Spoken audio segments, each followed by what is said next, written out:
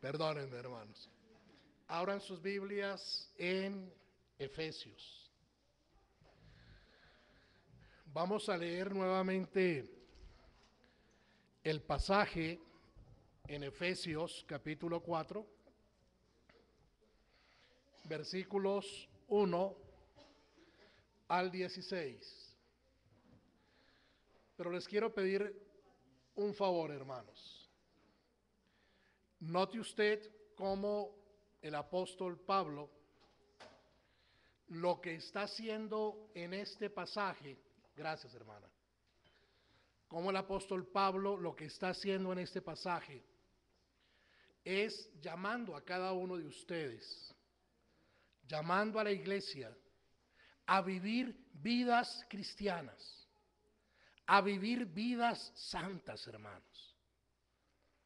Hermano, vamos a mirar cómo en el pasaje se nos muestra que la vida cristiana es mucho más que el concepto que de vida cristiana se tiene hoy.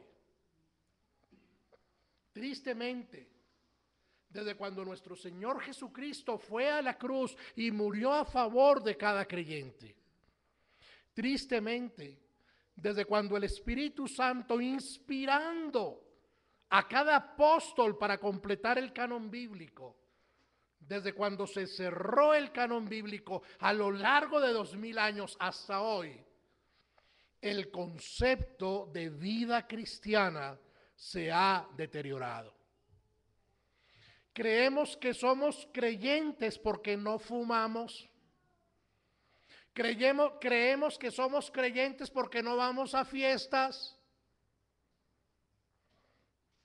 Creemos que somos creyentes porque el domingo en la mañana, y por supuesto que ese es uno de los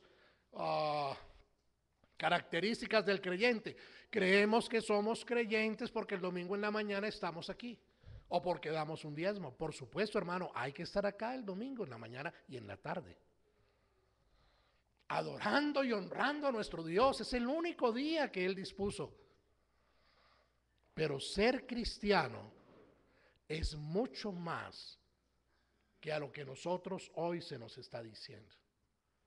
Hermanos, se ha llegado al colmo de decir que tú puedes pasar aquí adelante, que yo voy a decir algunas palabras, tú como un loro bien entrenado las vas a repetir y luego vas a decir soy cristiano.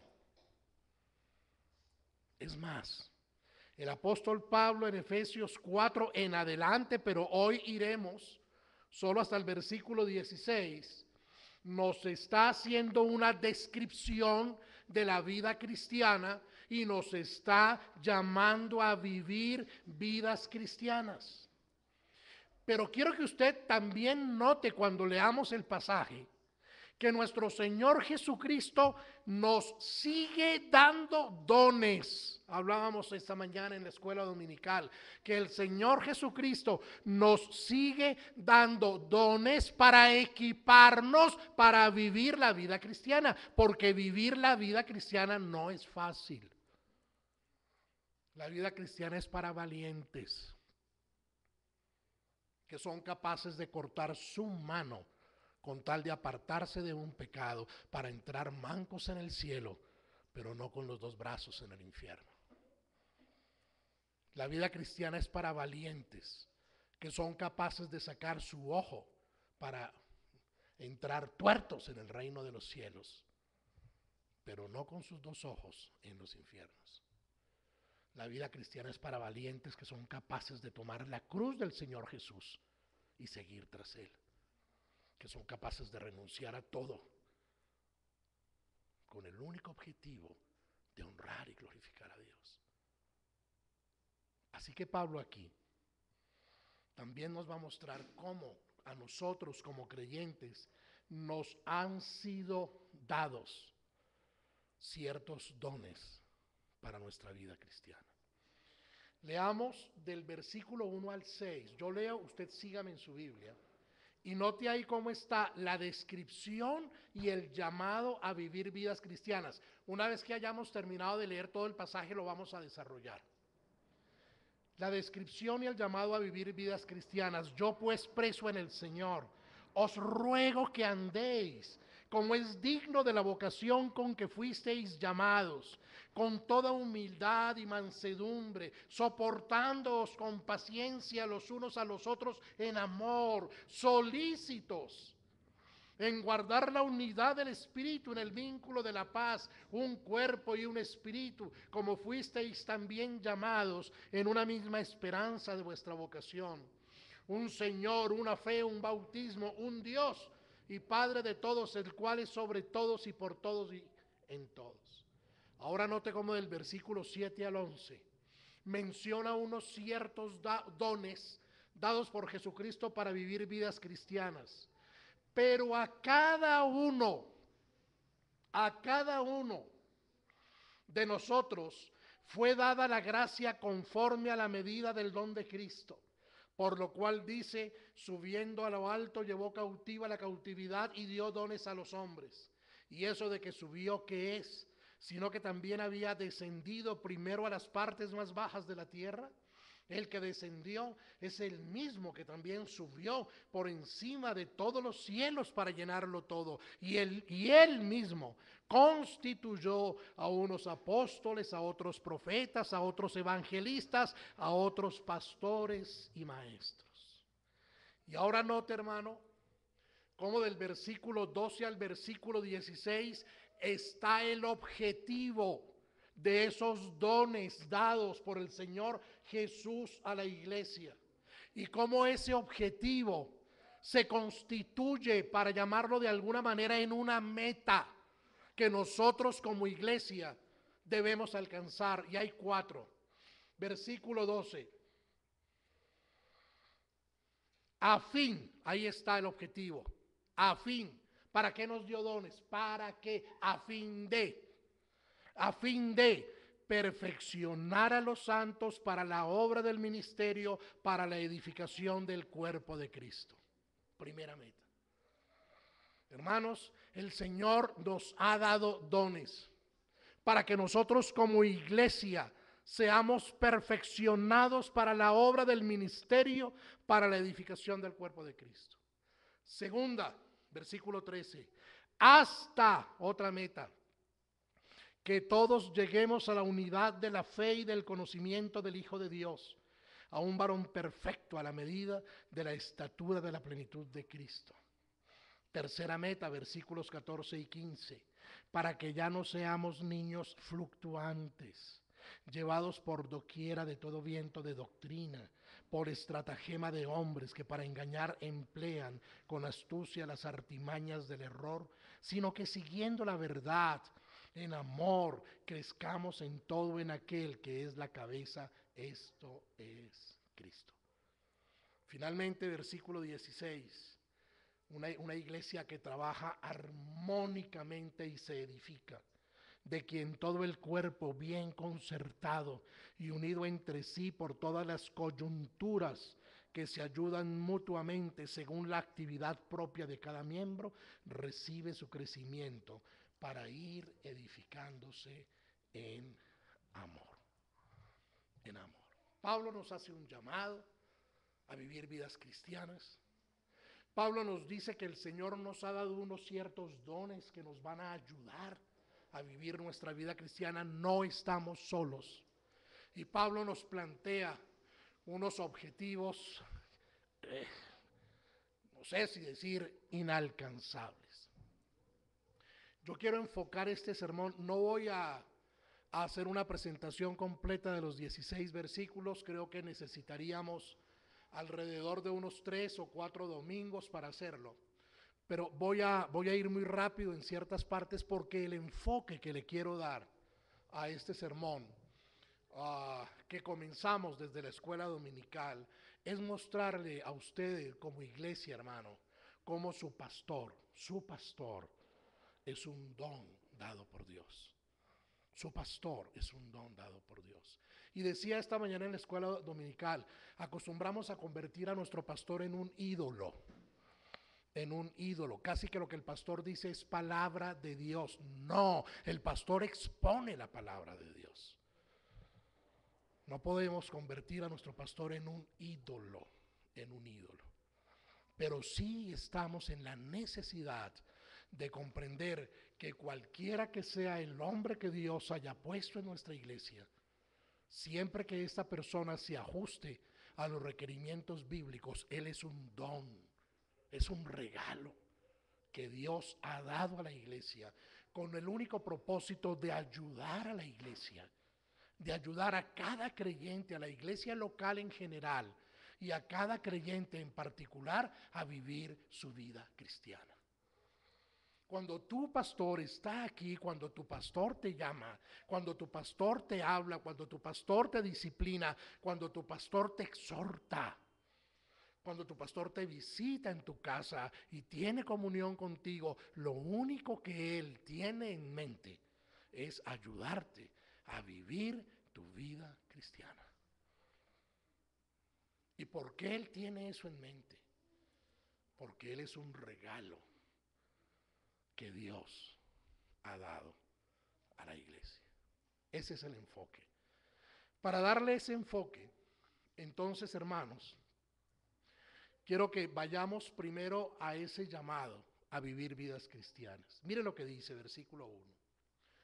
Yo pues, preso en el Señor, os ruego que andéis. Pablo está preso. Pablo ha dado testimonio de vida cristiana, ha predicado el evangelio por toda el Asia, ha sido objeto de persecución de los judíos. Él está preso, literalmente él está preso. Yo he ido a cárceles, muchas veces he estado en la cárcel de visita, muchas veces he estado en la cárcel. Y sé que es muy complicado, tanto en la de hombres como en la de mujeres. He ido a la de Cómbita, por ejemplo, a la Modelo. Y siempre que yo entraba en la cárcel y llegaba donde la persona que iba a visitar, yo llegaba llorando. Es muy difícil. Y eso que hoy tenemos derechos humanos. Hoy tenemos derechos humanos y personería del pueblo. Para la época de Pablo, la cárcel era algo terrible. Terrible. Algunos dicen que Pablo estaba atado a guardias romanos. Pues bien, Pablo está diciendo acá, yo estoy preso, pero yo les ruego, y esto se constituye en un mandato apostólico, yo les ruego que andéis. Ese que andéis, la manera como está escrito en el griego, quiere decir es que permanezcas en el tiempo andando como Pablo dice que debes andar. No es que andes por un momento de cierta manera y luego te salgas de la ruta y lo olvides y no más, sino que permanentemente estés andando de una cierta manera, que a lo largo de toda tu vida cristiana, estés andando de una cierta manera. ¿Cómo? Como es digno de la vocación con que fuisteis llamados. Como es digno, dice Pablo. Que toda tu vida cristiana, que todo tu andar cristiano no sea otra cosa sino ser digna del llamado que Jesucristo te hizo a arrepentirte de tu pecado. Que todo tu andar cristiano sea digno porque tú has nacido de nuevo por la muerte de Cristo en la cruz, porque tú eras esclavo del pecado, pero ya no eres más esclavo del pecado, porque tu comunión con Dios estaba rota, pero en Cristo ahora tienes paz para con Dios. Entonces dice Pablo, ¿cómo debes andar? Versículo 2, vaya a su Biblia por favor, con toda humildad y mansedumbre, soportándonos con paciencia los unos a los otros en amor. Hermanos, vivir la vida cristiana no es fácil. Hermano, yo estoy seguro que tú tienes aquí conflicto con alguien en tu iglesia. Hay alguien que te cae gordo, hay alguien que te ha ofendido y tú también le caes gordo. Y tú también habrás ofendido a alguien. Somos seres humanos caídos en pecado. Pecamos, hermano. Por eso necesitamos de un redentor. Pablo está diciendo, mira, anda con humildad, anda con mansedumbre, sopórtense con paciencia, en amor. en amor. Guarden la unidad del Espíritu en el vínculo de la paz. Ustedes son un cuerpo, hermanos. Un cuerpo, este es un cuerpo, esta iglesia local es un cuerpo. Y como la epístola es una epístola universal, toda la iglesia universal es un cuerpo, un espíritu. Y sigue diciendo Pablo, como fuisteis también llamados en una misma esperanza de vuestra vocación. ¿Qué tenemos nosotros si no es un solo Señor? ¿Qué tenemos nosotros y por qué estamos congregados esta mañana si no es una sola fe? Dimos testimonio de esa fe en ese solo Señor a través del bautismo. Tenemos un solo Dios y Padre de todos, y el cual es sobre todos y por todos y en todos. Ustedes anden vidas cristianas en humildad, en amor, soportándose unos a otros. Ahí nos está hablando en esos primeros 6 versículos de las relaciones de los unos con los otros, hermano. De los unos con los otros. Podemos tener diferencias, claro. No sé si aquí sucedió, a mí me sucedió en mi iglesia y a varios nos sucedió en nuestra iglesia en ocasión de las elecciones pasadas. Algunos iban por un candidato, otros por otro candidato. Tenemos diferencias. Tenemos diferencias. Pero Pablo dice, soportándoos, humillándoos. Esta mañana mi hermano en el devocional hablaba de lo mismo, exactamente de lo mismo. Después de que nos ha hablado, nos ha llamado la atención en ese sentido. Ahora nos llama la atención como iglesia, hermano. Mire todo lo que el apóstol Pablo dice que nosotros como iglesia debemos hacer. Vayamos al versículo 12. Pablo quiere que nosotros seamos, Pablo, inspirado por el Espíritu Santo, quiere que nosotros seamos una iglesia santa que trabaja para sí y por sí misma. Versículo 12, después de que nos ha hablado de los dones, eso lo vamos a tocar al final.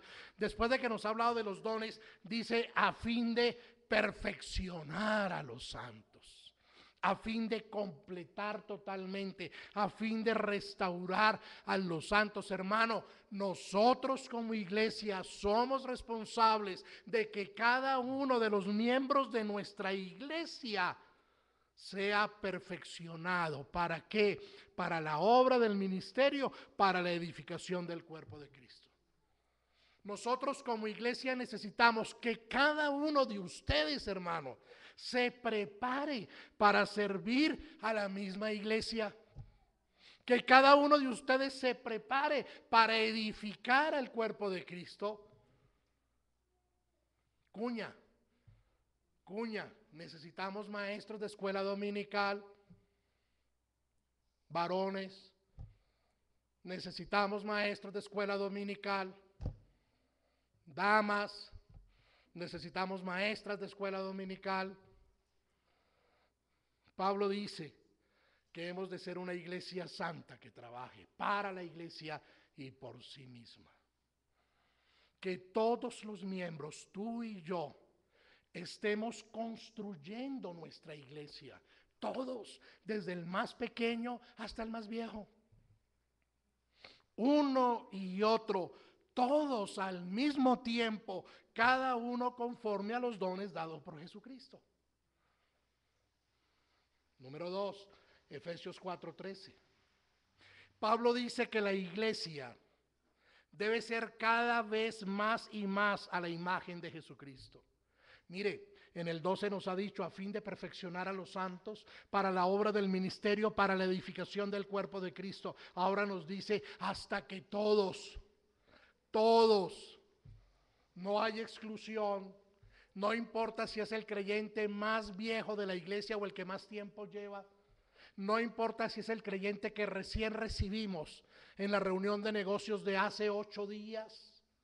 No, dice hasta que todos lleguemos. Él está planteando un objetivo cumbre para todos los miembros. Él está diciendo que todos los miembros de la iglesia debemos arribar a un buen puerto. Él está diciendo que es mi responsabilidad y es tu responsabilidad como miembro individual velar para que todos los miembros de la iglesia, todos lleguemos. ¿A dónde? ¿Cuál es el buen puerto? Ahí está, la unidad de la fe.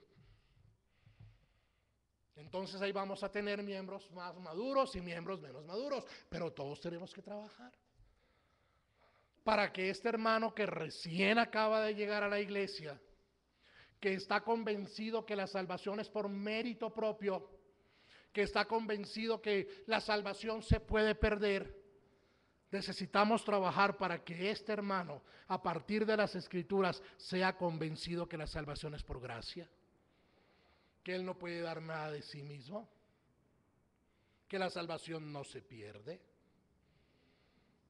Todos como iglesia, trabajando para que todos lleguemos a la unidad de la fe. Y sigue diciendo, y del conocimiento del Hijo de Dios, a un varón perfecto. Nos está llamando a ser una iglesia santa, hermanos. Santa.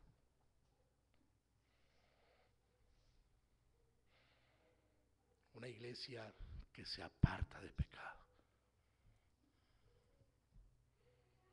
Una iglesia donde no hay pecados ocultos. Una iglesia en donde cada miembro de la iglesia reconoce su pecado cuando peca y va a Cristo y pide perdón. Una iglesia en donde si un hermano cae, dice Pablo, creo que en Gálatas, vosotros que sois espirituales, restauradle con mansedumbre. A la unidad de la fe y el conocimiento del Hijo de Dios, a un varón perfecto a la medida de la estatura de la plenitud de Cristo. ¿Alguno que haya llegado aquí a la medida de la estatura de la plenitud de Cristo? Ninguno, hermano. Nunca llegaremos, lo que implica que necesitamos estar trabajando permanentemente en eso. Versículos 14 y 15. Pablo nos propone ahora otro objetivo, una iglesia firme e inamovible de la doctrina bíblica. ¿Ve usted esa tremenda responsabilidad como iglesia? ¿Ve esa responsabilidad como iglesia? Ayer me topé de chiripa en internet la predicación de algún predicador por ahí que anuncia el fin del mundo. Y tiene argumentos, wow, el fin del mundo. Él ha estudiado toda la economía y la política mundial y cómo se están creando bloques. La Unión Europea y la Unión de no sé dónde y la Unión de si se más. Y a partir de ahí entonces él pretende demostrar que el fin está cerca. Lo que Pablo está diciendo acá, no seamos niños fluctuantes llevados por doquiera de todo viento de doctrina. Porque aquí estamos bien, hermanos. Pero puede suceder que de puertas para afuera somos abordados por personas que puedan llegar a conocer las Escrituras, pero que las han desviado. Y nos van llenando la cabeza de tonterías y de malas interpretaciones. Y de repente somos niños fluctuantes, llevados por doquiera de todo viento de doctrina. Pablo lo que está diciendo aquí es no. Ustedes necesitan ser una iglesia firme, inamovible de la doctrina bíblica. Ustedes necesitan como iglesia estudiar para que quienes emplean con astucia por estratagema de hombres, artimañas de error, no logren desviarlos de la verdad bíblica. Somos asediados, hermanos, permanentemente por malas interpretaciones de las Escrituras en todo sentido. En todo sentido. No solo lo pertinente al fin del mundo. Pablo nos está diciendo no. No. Dios nos está entregando unos dones, ya los miraremos. Dios nos está entregando unos dones para que ustedes como iglesia trabajen, asuman una responsabilidad y se mantengan firmes e inamovibles de la doctrina bíblica. Yo le doy gracias a Dios que nos sostiene firmes, hermanos. Que nos sostiene firmes. A veces veo casos, hermanos, hermanas, con cáncer doloroso, cáncer avanzado, toda la familia estremecida alrededor de un caso de cáncer. Y de repente aparece aquel familiar que todo lo sabe.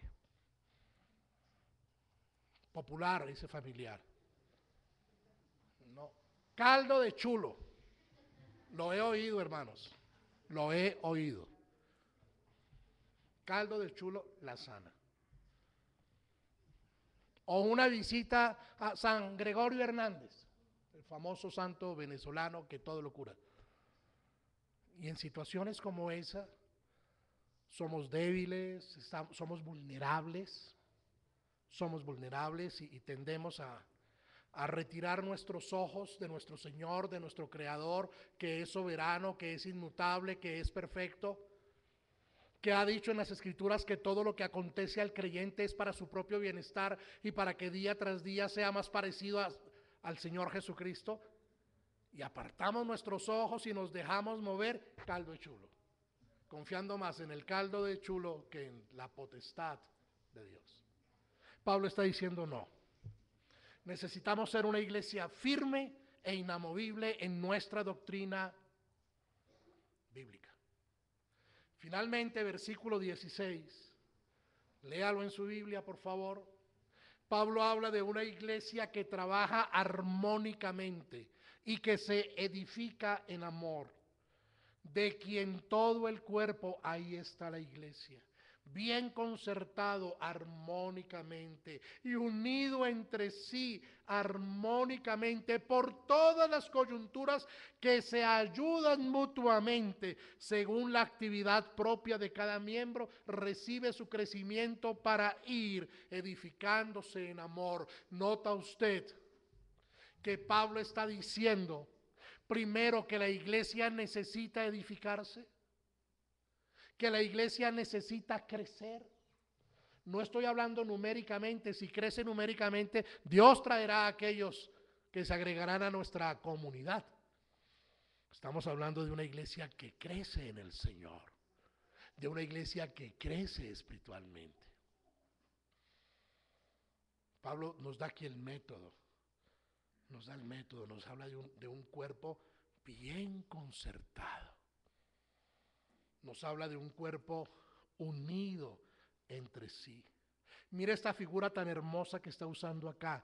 Por todas las coyunturas que se ayudan mutuamente.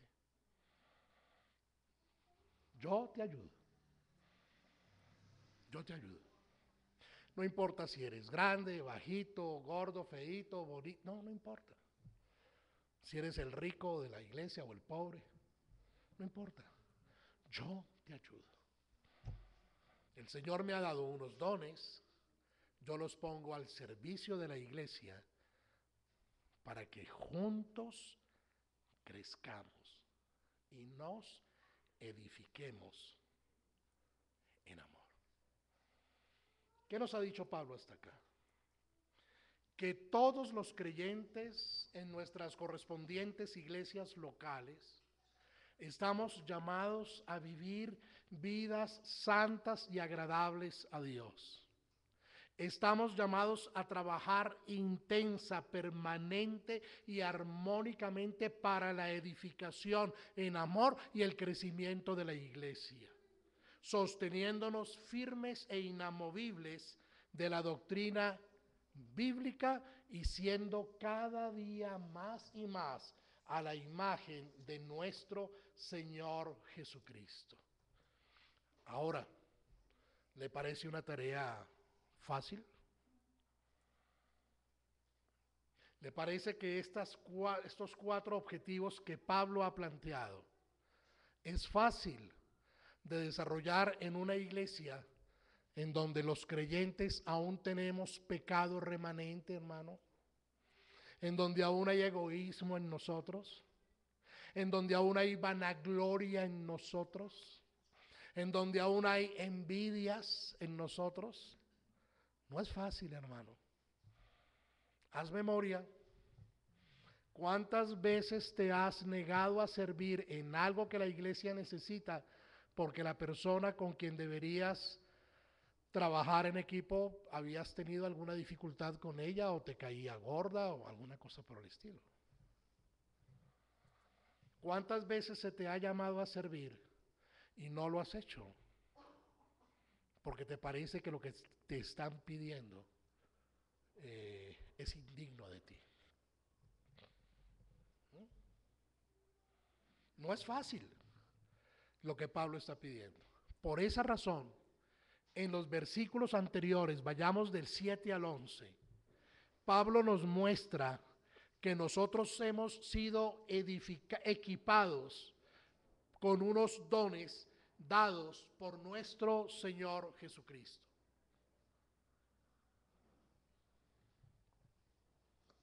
Note lo que dice. Pero a cada uno, ¿de quiénes? De nosotros.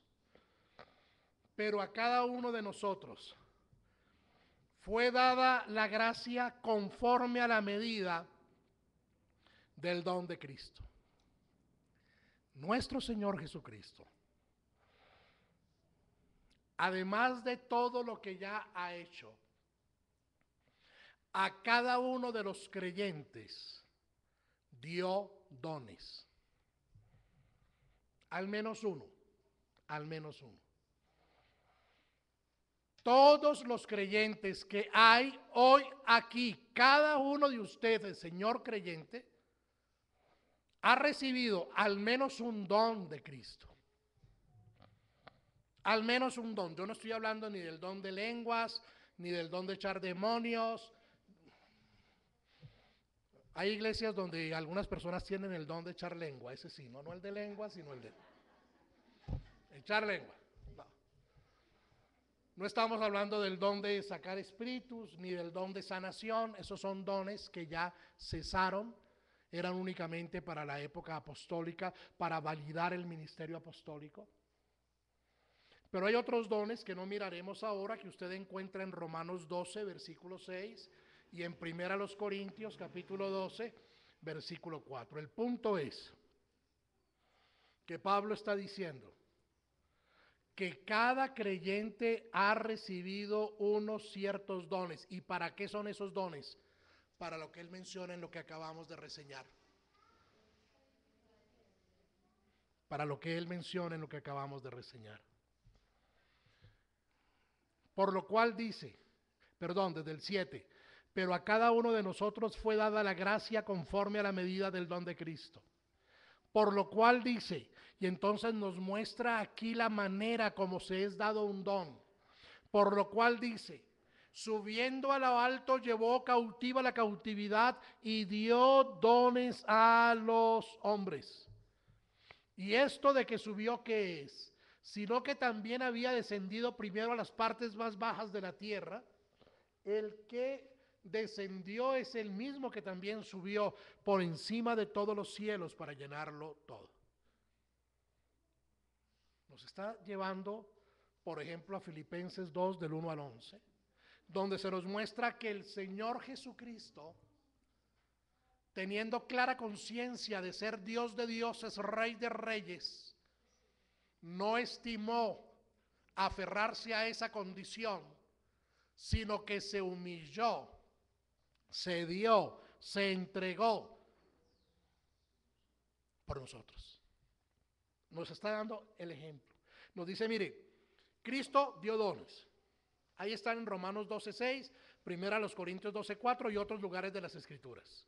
Pero mire lo que hizo Cristo como don. Él mismo, como un don de gracia. Él abandonó el esplendor y la gloria de los cielos. Nació de una mujer pecadora. Sí, virgen, pero pecadora.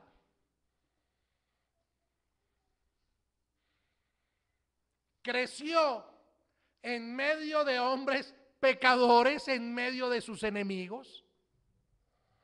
Predicó el evangelio, se humilló, no es otra cosa que humillarse. El Rey de Reyes entre sus enemigos, predicando una y otra vez y llamando al arrepentimiento. El Rey de Reyes, el Señor de Señores, Dios hecho hombre, este ser eterno, glorioso, infinito, inmutable, fiel, santo, santo, santo, haciéndose hombre, humillándose hasta lo más profundo. Por eso dice, descendiendo a lo más profundo, es decir, aquí a la tierra, entre nosotros.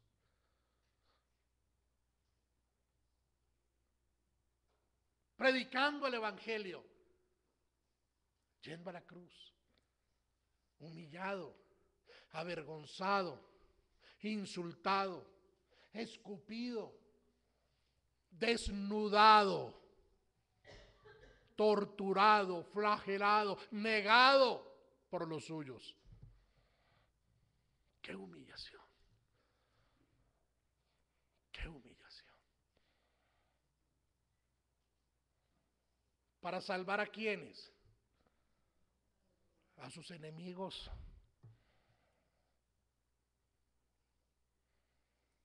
A sus enemigos. Hermano, ¿qué habría hecho usted si usted hubiera estado en esa cruz? Y al lado tiene a este sinvergüenza ladrón. Y a otro, a los dos lados, ¿no? Por lado y lado insultándolo y agrediéndolo y diciéndole mil cosas. Y abajo tiene a otros diciéndole, si eres hijo de Dios, bájate de la cruz. Y los apóstoles en la colina acobardados.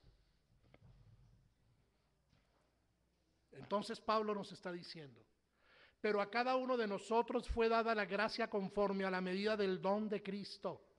Y dice, hablando de Cristo, dio dones a los hombres. Y luego nos da el ejemplo de Cristo. El que descendió es el mismo que también subió por encima de todos los cielos para llenarlo todo. Y mire lo que más, y ahora lo que hace Jesucristo. Versículo 11, y él mismo constituyó. Y él mismo constituyó. Hablábamos esta mañana en la escuela. Estuvo el Señor Jesucristo, pero Él murió, estuvo 3 días en la sepultura, resucitó, ascendió, ya no va a estar físicamente con la iglesia. Entonces dejó a unos apóstoles para continuar su labor con la iglesia primitiva. Pero estos apóstoles fueron muriendo. El último en morir fue Juan. Y ahora, ¿quién va a cuidar de la iglesia? Ahora, ¿quién le va a marcar el rutero a la iglesia? Ahora, ¿quién le va a decir a la iglesia, vea las escrituras? ¿Quién se lo va a decir? ¿Quién va a tener el valor? ¿Quién va a dedicar de su tiempo para estudiar la palabra? ¿Quién va a dedicar de su tiempo para prepararse? ¿Quién va a dedicar de su tiempo para orar? Orar. Versículo 11. Y él mismo constituyó a unos apóstoles, esos cesaron, a otros profetas, yo preferiría hablar aquí de predicadores, a otros evangelistas, mire por favor su Biblia, a otros, Helber Conde, ¿no dice ahí? A otros pastores y maestros. Pablo nos está diciendo que seamos una iglesia santa, que crezcamos, que nos ayudemos, que nos edifiquemos, que no nos dejemos mover de la doctrina. Pero también nos está mostrando que nuestro Señor Jesucristo nos ha dado a unos hombres que son un don de Cristo dado a la iglesia. ¿Para qué? Para que nos ayuden en nuestro andar cristiano. En nuestro andar cristiano.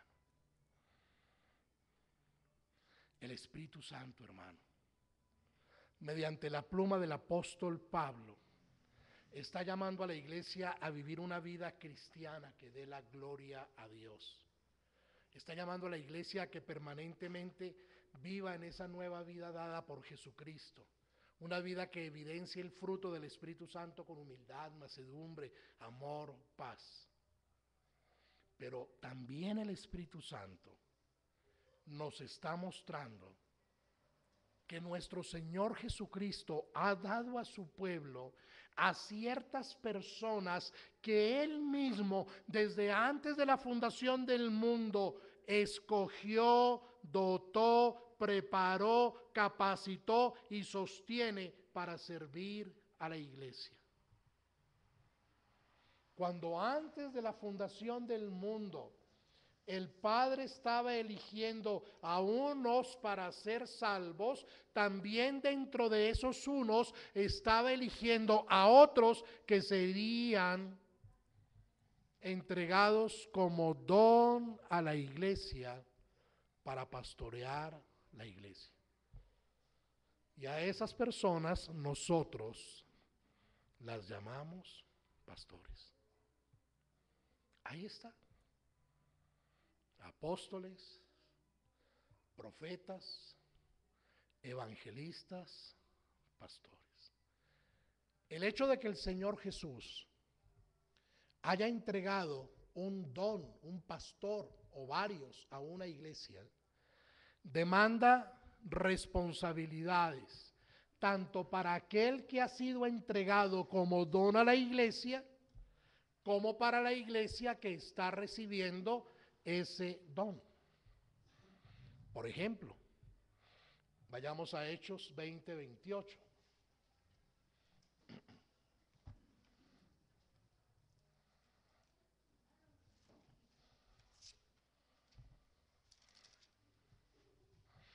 Por tanto, mirad por vosotros y por todo el rebaño en que el Espíritu Santo os ha puesto como obispos para apacentar la iglesia del Señor. Esa es una responsabilidad del pastor. Apacentar la iglesia del Señor. Pero ahí también se deriva una responsabilidad para la iglesia, dejarse apacentar. Dejarse apacentar. Vayamos a Primera de Pedro 5:2.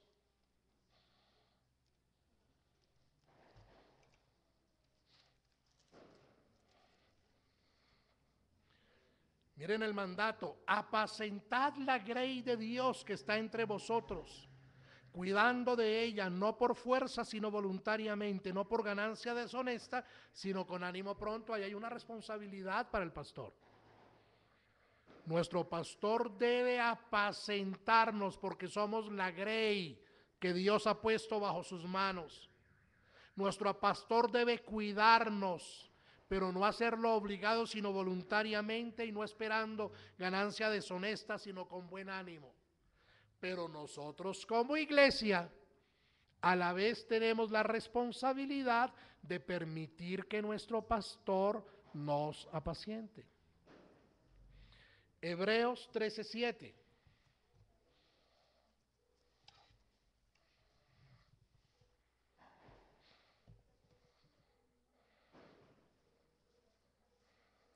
Acordaos de vuestros pastores que os hablaron la palabra de Dios. Considerad cuál haya sido el resultado de su conducta e imitad su fe. ¿Nota usted ahí la tremenda responsabilidad del pastor? Hablar fielmente la palabra de Dios. Y nos está diciendo a nosotros que como grey les imitemos, de donde el pastor debe tener una conducta irreprochable. Irreprochable. Nuestro pastor es un don que Dios nos ha dado. Nuestro pastor tiene unas ciertas responsabilidades que por supuesto no revisaremos hoy. El tiempo no lo daría. Pero para nosotros como iglesia, hermanos, es bien importante que tengamos claro que Él es un don de Dios. Él es un don de Dios. Y siendo que Él es un don de Dios, debería estar permanentemente en nuestras oraciones. ¿Oraste hoy por tu pastor? ¿Oraste? Toda esta semana va a estar sufriendo en Flandes. La piscina, el pescadito, va a estar sufriendo. ¿Oraste por vuestro pastor? ¿Oraste por tu pastor hoy, ayer? ¿Oras por tu pastor? Hermano, tú sabes que tu pastor es un hombre que está sujeto a las mismas pasiones y debilidades que tú. El pastor no es un superhombre. Las mismas tentaciones y posiblemente más poderosas de que tú eres objeto, tu pastor las tiene. La diferencia está, hermano, en que el día que Satanás logre derribar a tu pastor, le va a hacer un daño terrible a la iglesia. Por eso necesitamos orar por él, orar por él. Hermano, respeta a tu pastor, respétalo. Tu pastor es tu amigo. Tu pastor es tu hermano. Tu hermano. Uno de mis hijos estudia música en la Universidad Nacional y uno de sus compañeritos de estudio se congrega en una iglesia.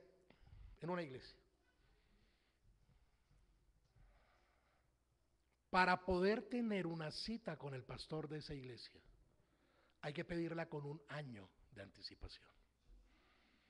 Si es que te la dan. Si es que te la dan. Hay una hermana en nuestra iglesia muy querida.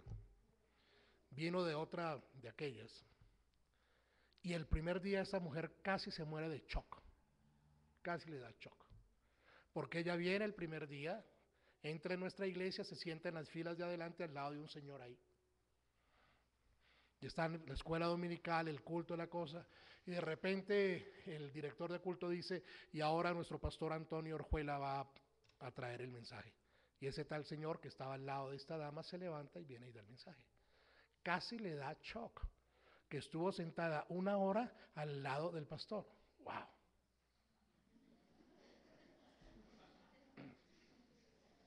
Tu pastor es tu amigo, hermano.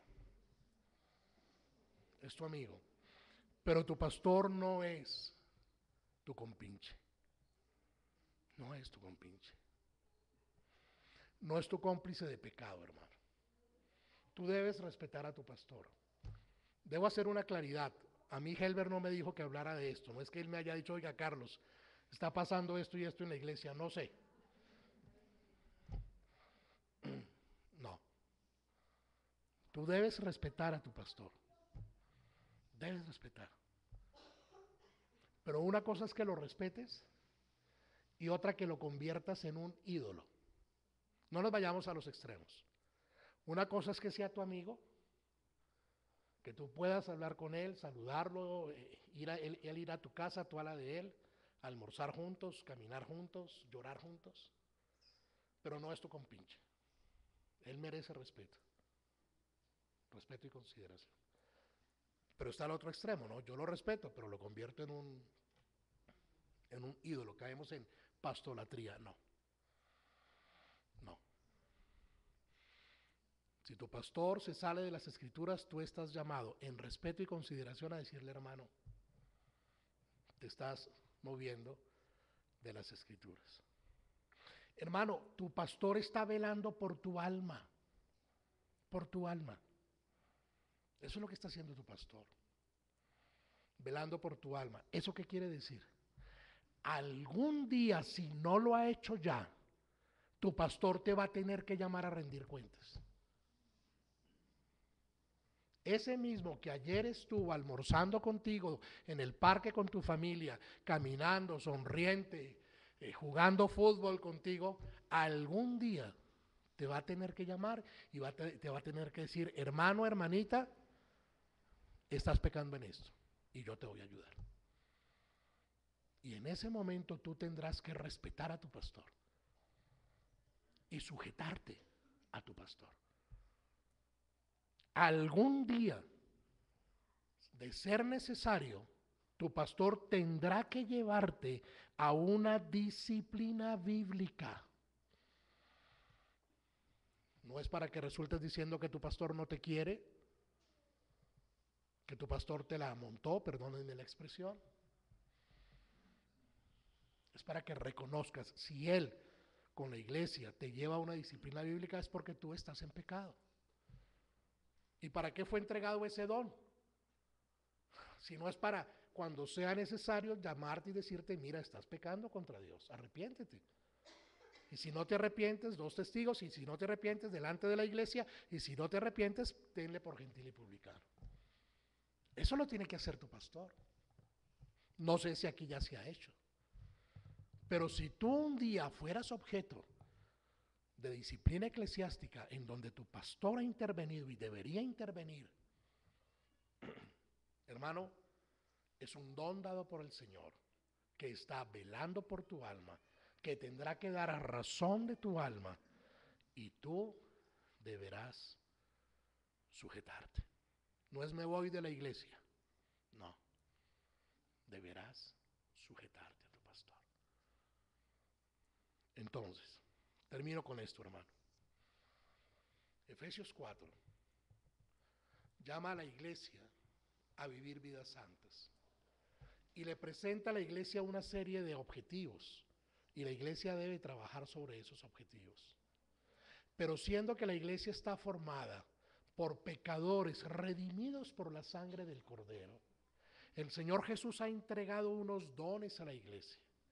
Para la época de la iglesia primitiva, los apóstoles, los profetas, y ahora que cesó la era apostólica y la era profética en el sentido de anunciar el porvenir, hay otros dones que son los evangelistas, pastores y maestros. El pastor tiene una responsabilidad con la iglesia. Tú necesitas ayudar a tu pastor en esa responsabilidad. Pero tú como iglesia tienes también una responsabilidad espiritual con tu pastor. Vela por él, cuídalo, ora por él. Y sujétate. Sujétate en lo que tiene que ver con las escrituras, ¿no? En lo que tiene que ver con las escrituras. Hay muchos llamados pastores que abusan de las escrituras buscando ganancias deshonestas y muchas cosas más. Ahí sí ya no. Ahí sí ya no. Pero en tanto que él esté dentro de las escrituras, sujétate a tu pastor. Vamos a orar.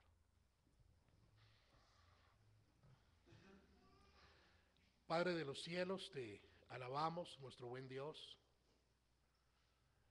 Damos gracias, Señor, por la obra de tu Hijo Jesús en la cruz, porque todos los creyentes que estamos en esta mañana aquí, lo estamos solo por esa obra.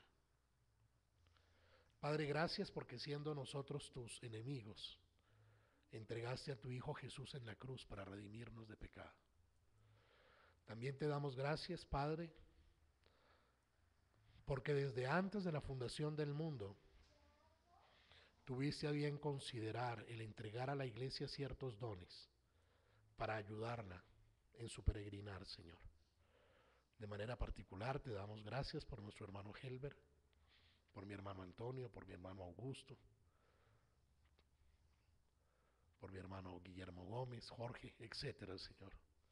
Por cada uno de estos hombres que tú has puesto, Señor.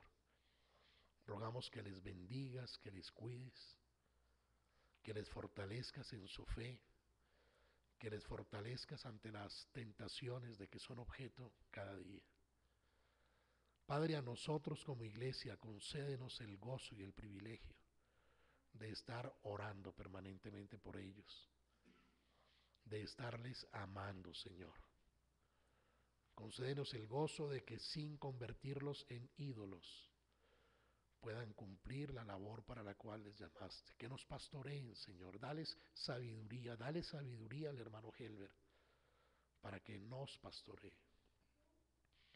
Sosténlo firme en la fe, fiel a las escrituras, para que fiel a ellas nos pastoree. Bendice esta iglesia, Señor. que pueda crecer espiritualmente, Dios de los cielos, que pueda seguir siendo testimonio de la obra de Cristo en la cruz. Por todo esto te alabamos, Padre.